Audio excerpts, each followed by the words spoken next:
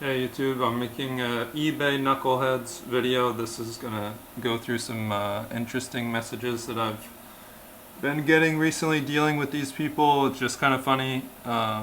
This guy said he didn't have the card. I didn't send the card. I checked. It's not there, so that means that I sent it. He ordered a bunch of stuff, and then I said, "Are you sure it's not packed in?" And then we messaged back and forth. He said, "No, it's not there." And then finally, in the end, he said, "Oh, sorry, it was there." You know, the whole time after going back and forth with this guy. This guy here won this Wembenyama card. He said, "It's not the card in the photo. This one has silver letters, but it has gold letters in the photo." So I have no idea what he's talking about. I said, "That's the card. There's only one card. I only had the one card that I took a photo of, and that is the card." So I didn't hear back from them again, so I guess they just accepted that. Now this guy is interesting because he buys this card from me. He wins it on a Sunday night auction. And first of all, I wasn't happy with the price that it sold for. He got a great price. Like the lowest price that this card has sold for. Less than half of what it was selling for. So he messages me. It sold on Sunday night. He messaged me like Monday or Tuesday. "Hey, just wondering when the card's gonna ship." Like, dude, relax. You can take a day or two. And then he leaves me neutral feedback saying that I didn't respond to his message, and it took me more than, immediately shipping his card, sent in like one business day after the auction to send him the card, dude.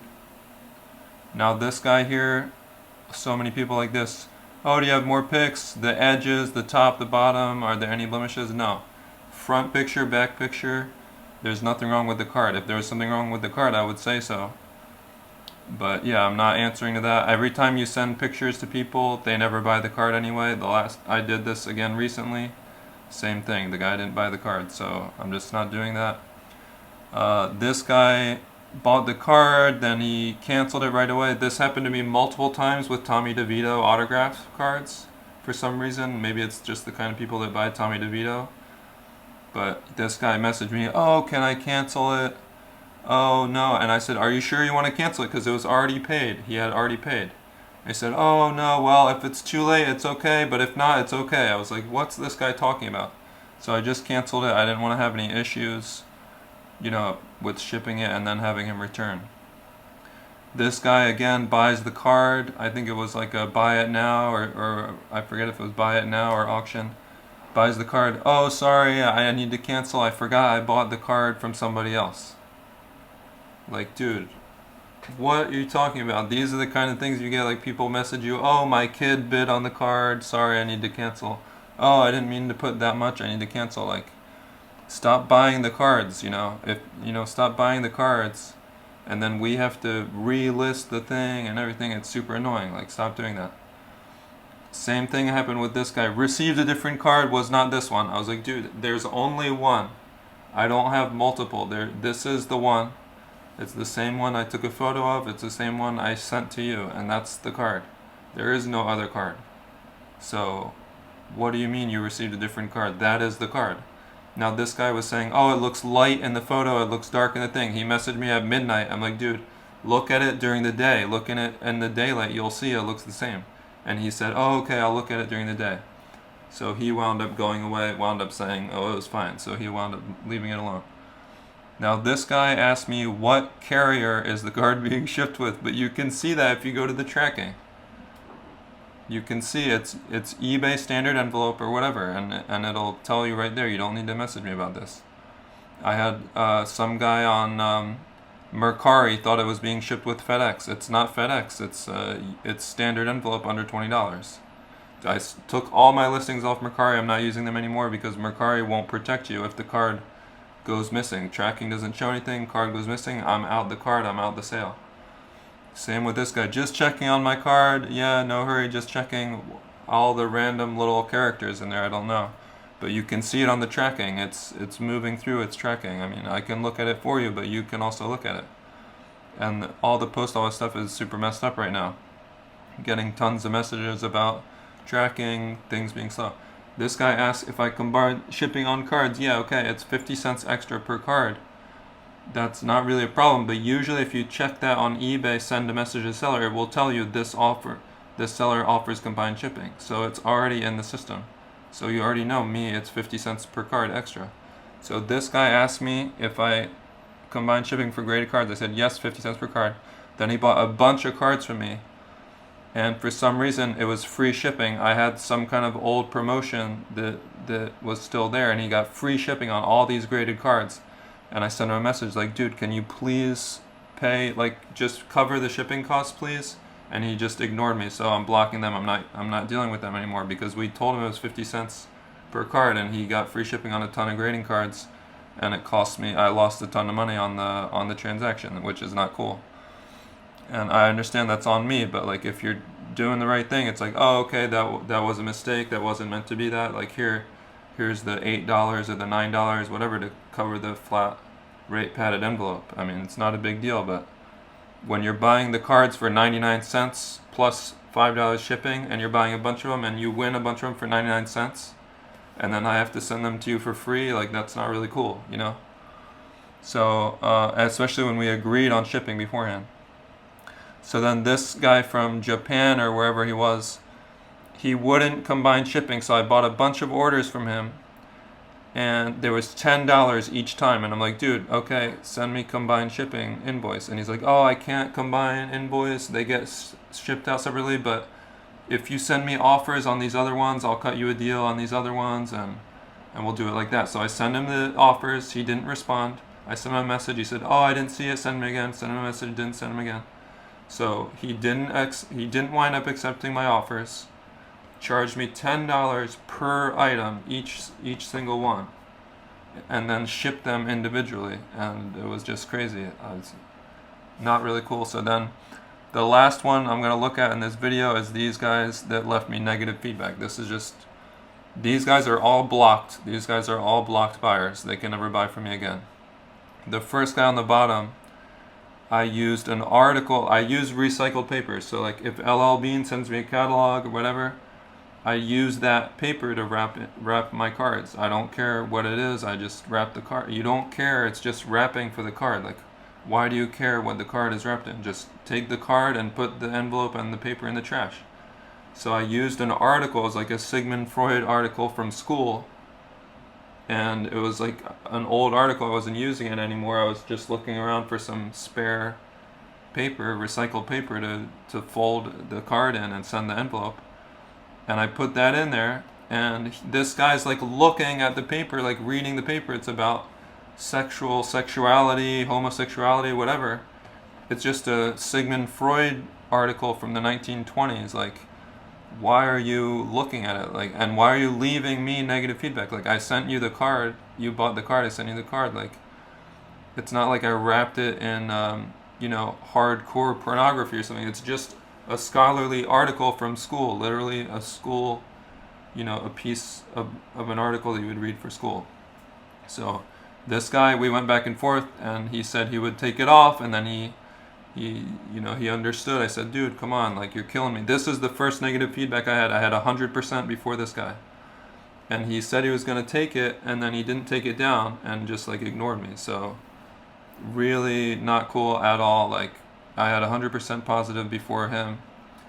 And then this other guy here, I was sending out, I had a bunch of cards listed, that weren't selling. I was sending out a consignment to Greg Morris. So I took some of the cards that weren't selling that I had listed, I took them off, sent the consignment to Greg Morris. And for some reason, this particular Thurman Munson card that sold to this guy, I don't know why. It's because eBay like relists something automatically, but it was all the stuff that I took off and sent to Greg Morris was in the unsold. It was all in the unsold cards. So I don't know how this card wind up selling to this guy, but I said, hey dude, I'm sorry, it got mixed up. I sent out a consignment recently, and it was probably, that card was in the consignment. I don't have it anymore, I can't give it, I don't have it here for you. And I gave him a refund, and he left me negative feedback, which is insane because the transaction never took place. I mean, he bought the card, I didn't have the card, I gave him his money back. So I don't even understand how you can leave a negative feedback for something that you didn't even have. Like, you didn't even you didn't give me any money. I gave you your money back. So how can you leave me negative feedback? And same thing happened with this guy recently. I had a bunch of cards from the PSA vault that got sent home, and I sent some of them to 4 Sharp Corners. And a few of them wound up getting mixed up, and one of them was this Ken Griffey Jr. card, which instead of me having it, it was 4 Sharp Corners that had it. And I was like, dude, sorry, it's with 4 Sharp Corners. If you want the card, you can buy it there. But I don't have it, and I gave him his money back. And this guy just leaves me a negative feedback, which is insane. I don't think people realize how much a negative feedback hurts you, but all these guys are blocked anyway, and that's it for the recent knuckleheads that I got dealing with on eBay. And the mail post office stuff has been crazy. I saw someone posted a video on YouTube today about leaving the hobby, getting out of the hobby, and it was like the stuff that he was talking about was just not at all the kind of stuff that I would, be talking about. I mean, there's Probstein stuff and the post office stuff and eBay and stuff. Like, stuff doesn't get scanned, you lose the card, you lose the money, you lose the sale, and you pay for postage. And that kind of stuff is really, really hurts, especially if you're not making huge amounts of money and you take a big loss like that. It just really, really, really kills you. And when people like this, just leave you negative feedback for something where you didn't even do anything to them, like you gave them their money back, you apologized, explained it, and they just leave you negative feedback like that. Or like the paper that you wrap the card in, they leave you negative feedback for the paper you wrap the card in. Like, that's just really, doesn't make you want to keep doing that stuff. And even when you send cards to ComC auction, and then they, you wait and you send like one Barry Sanders Topps Traded rookie card each day, and you make sure you wait a day before you send another one. And then ComC takes forever to load up their auctions, and then, like, out of convenience, they're like, oh, here's a couple Barry Sanders, let's send them both to auction at the same time, and then defeats the entire purpose that you strategically sent them one day apart, 24 hours apart. They're just waiting to load them whenever, and then they send them, they're both ending like within minutes of each other. That doesn't make any sense. That's gonna hurt the sale price. And there's just stuff like that left and right out of the PSA vault. One of the things that arrived at 4 Sharp Corners, it was a cracked case. I emailed PSA, they don't email back. They just ignore you. Follow-up email, they just ignore you, they don't email. So what do you do about that? How do you get your money back? Something I bought last summer on Golden Auctions, so I can't do a credit card thing on it from last summer because it's too old.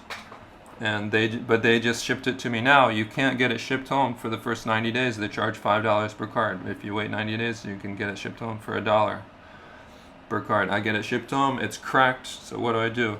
I had 2 Ja Morant rookie cards that had cracked cases when they sent it to me. The last big order I got from DC Sports at 87, there was like 5 cracked slabs in the order. They refunded me, which is fine, but still, I don't think I left them negative feedback, unlike these assholes that leave me negative feedback, even though I paid for it and I received the thing and I had to deal with that and then do the return. But like, whatever, they took care of it, it's fine. I'm not going to leave them negative feedback over it.